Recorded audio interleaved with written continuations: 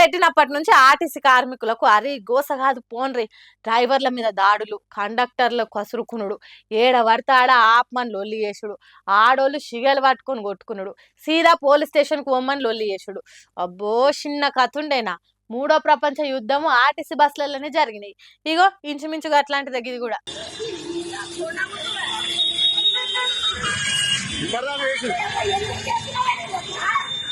Police వాళ్ళు వస్తారు ఆగమ్మా, పోలీసు వాళ్ళు వస్తారు. చూడండి ఎసంటి గయ్యాలి గద్ద తిరగ చేస్తున్నదో. కండక్టర్ మేడం నువ్వు కాలర్ బట్టి ఎగిరెగిరి కొడుతున్నది. పార్కి కంపైన అంటుకుంటూ ఇడిచి పెడుతుంది కావచ్చు, కానీ ఈ అజ్జగారి ఆడామి ఇడిచేటట్టే లేదు.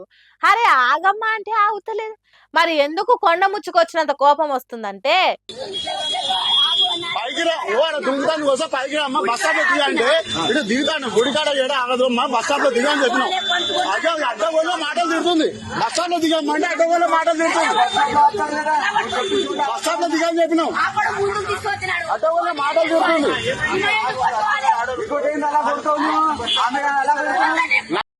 డ్రైవర్ కొడితే ఎలా ఉంటుంది, ఏం మాట్లాడాలి. ఆగో గట్ల ఒక్కొక్కళ్ళను షీరిషింత గట్టినట్టు చేసిందట.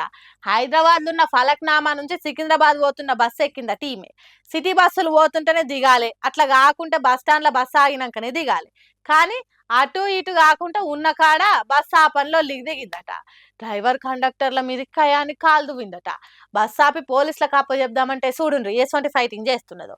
ట్యాంకర్ల నీళ్ళ కాడ బిందెల కొట్లాటి తిరగని చేసింది. ఇంత సక్కనామ చేయబట్టి వచ్చిపోయే బండ్లు జరిసేపు తిప్పల పడ్డాయి అంటే చూడుండ్రి ఎటువంటి పోరాటం చేసిందో. ఆఖరికి ఏమైందో తెలియదు కానీ ఆర్టీసీ కార్మికులు ఈ ఫ్రీ బస్సు చేయబట్టి ఆడోళ్ళ చేతిలో తన్నులు తినాల్సి వస్తున్నదని బాధపడుతుండ్రట పాపం.